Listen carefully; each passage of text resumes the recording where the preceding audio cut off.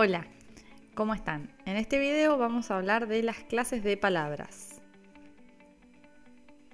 Las clases de palabras son un tema que se ha tratado desde la antigüedad. Es una de las preocupaciones más antiguas de la lingüística. Algo vimos en el curso de lingüística que hicimos, de historia de la lingüística y de epistemología de la lingüística. Y bueno, la pregunta ha sido por cuáles son las clases de palabras, con qué criterio las podemos distinguir y qué relaciones mantienen entre sí, básicamente. Bien, veamos varias terminologías que ha habido de las clases de palabras. Se las ha llamado partes de la oración, categorías léxicas, categorías gramaticales, clases de lexemas y otras denominaciones. Todas tienen sus particularidades. Yo prefiero hablar de clases de palabras o categorías léxicas. ¿Por qué categorías léxicas y no gramaticales? Porque categorías gramaticales puede hacer referencia al género, al número, a los morfemas de flexión, de derivación, a los de flexión sobre todo, porque son gramaticales. Y las categorías léxicas es más claro que son a nivel léxico, ¿no?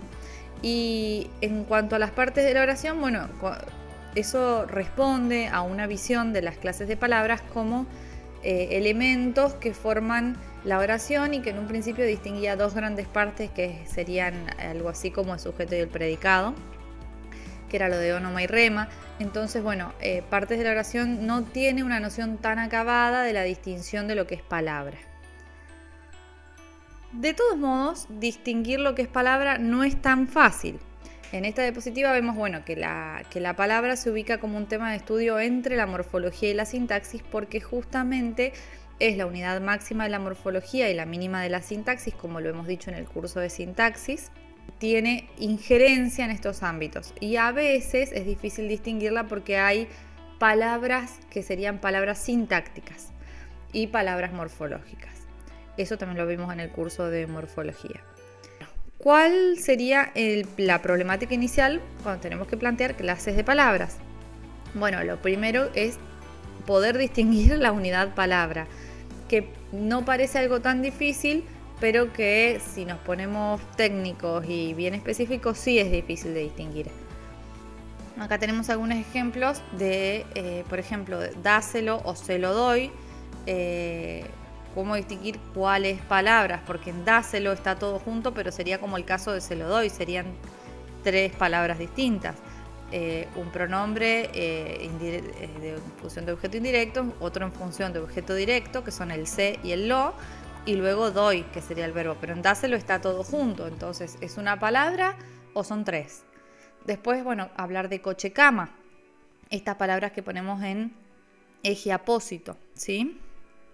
Y tenemos otros casos como si comería y comeré son la misma palabra o son distintas palabras, que eso en el curso de sintaxis ya afirmamos que son la misma, que ha sufrido un proceso de flexión, pero es la misma palabra. Y tenemos otros casos como las palabras compuestas, que acá tenemos el ejemplo de corre, ve y dile. Creo que todos estos ejemplos los saqué de Escandel, Vidal y otros de la introducción a la lingüística. Al final del video igual va a estar la bibliografía enunciada. Bueno, acá hay algunos casos para darnos cuenta de cómo en otras lenguas está la dificultad de tener esa misma noción de palabra del español. Tenemos el caso de las lenguas aislantes, donde los morfemas tienden a mantenerse separados, a diferencia del español, donde tienden a permanecer juntos. Cada morfema en estas lenguas forma lo que sería una palabra, ¿sí? Una especie de unidad léxica. Bueno, un ejemplo de este tipo de lengua es el vietnamita y en gran medida también el inglés tiene características aislantes. Por ejemplo, los auxiliares en inglés, ¿sí? Que tienen un significado gramatical que completa el de otras palabras, pero va separado, no va pegado a ellas. Bueno, otro caso es el de las lenguas polisintéticas, en las cuales diferentes morfemas constituyen una palabra holofrase, o sea, como que toda la oración está hecha en una sola palabra. Bueno, el ejemplo de Yupik, lengua de Siberia, y eso que tenemos ahí, que no lo puedo pronunciar, significa él quiere comprar una canoa grande. Y si lo desglosamos, ahí debajo tenemos lo que estaría diciendo cada parte de esa holofrase.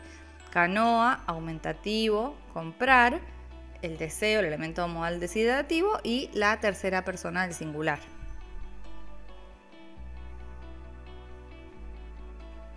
¿Cuáles serían entonces los criterios para definir la unidad palabra? Que, como aclaramos ahí, son insuficientes y son combinables entre sí. Es decir, con uno de ellos no basta y tienen que ir todos juntos para poder caracterizarla de la mejor manera posible. Podemos hablar en español de un fragmento de escritura entre dos espacios en blanco. Eso ayuda bastante, ya quita bastante del medio. ¿Cuál es el contra de este criterio? Que está centrado en la escritura. ¿Cuáles serían los contraejemplos, los que no responden a este criterio? Palabras como de maravilla, de repente, brazo de gitano, con vistas a, darse cuenta, llevar a cabo.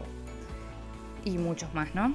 Casos de perífrasis, casos de frases adverbiales o lexemas como brazo de gitano. Luego tenemos, y ahí hago la aclaración de que en rumano el artículo se escribe junto con el sustantivo al que determina para aclarar cómo en ese caso no estaría el espacio en blanco. Bien, luego tenemos la asociación estable de forma y significado. Es un criterio bastante amplio. O sea, porque asociaciones estables de forma y significado hay en distintos niveles. O sea que no caracteriza solo a la unidad léxica, pero ayuda, ¿sí? Una forma y un significado.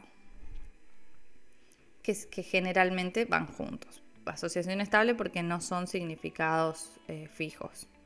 Luego tenemos la definición de que es el signo lingüístico que puede funcionar de manera independiente.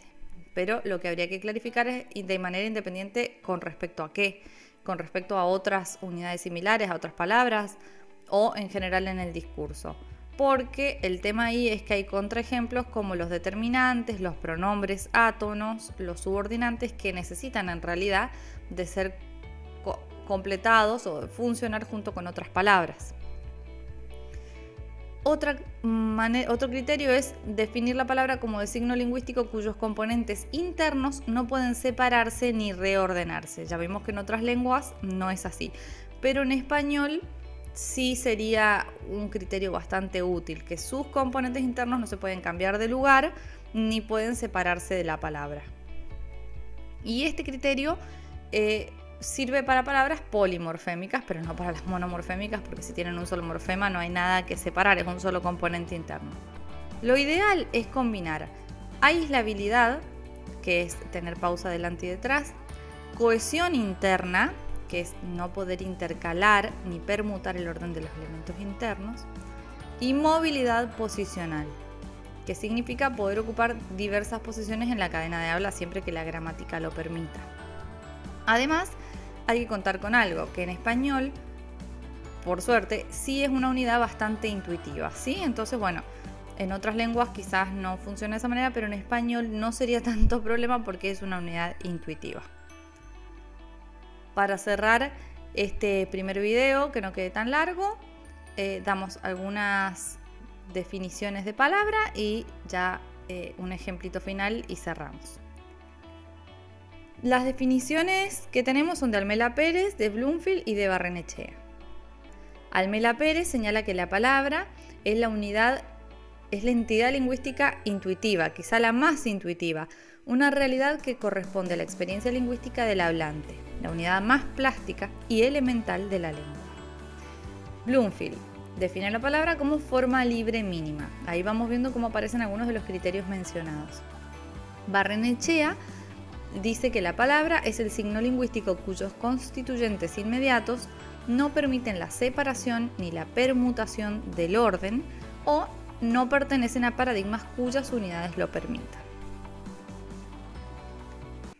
Para cerrar, traje un fragmento de Rayuela de Cortázar en el cual podemos observar cómo, sin haber un significado en la mayoría de las palabras, sin tratarse de palabras que existan la mayoría en español, se puede comprender de alguna manera que tienen algún tipo de asociación de forma y significado y que tienen algún tipo de entidad y unidad y que pertenecen a ciertas clases las palabras que vamos a escuchar. Así que vamos con la lectura del mismo Cortázar. Apenas él le amalaba el noema, a ella se le agolpaba el clémiso y caían en hidromurias, en salvajes ambonios, en sus talos exasperantes. Cada vez que él procuraba relamar las 5 pelusas, se enredaba en un grimado quejumbroso y tenía que embulsionarse de cara al nóvalo, sintiendo como poco a poco las arnillas se espejunaban, se iban apeltronando, reduprimiendo, hasta quedar tendido como el trimalciato de ergomanina al que se le han dejado caer unas fílulas de cariaconcia. Y sin embargo era apenas el principio, porque en un momento dado ella se tordulaba los urgalios, consintiendo en que le aproximara suavemente sus orfelunios. Apenas se entreplumaban, algo como un ulucordio los encrestoriaba, los extrayuxtaba y paramovía. De pronto era el clinón, la esterfurosa convulcante de las mátricas, la jadeollante embocaplumia del orgumio, los espoemios del merpasmo en una sobreomítica agopausa. Evoé, evoé. Volposados en la cresta del Murelio se sentían Valparamar, Perlinos y Márulos, temblaba el Troc, se vencían las Marioplumas, y todo se resolviraba en un profundo pínice, en niolamas de argutendidas gasas, en cariñas casi crueles que los ordopenaban hasta el límite de las gunfias.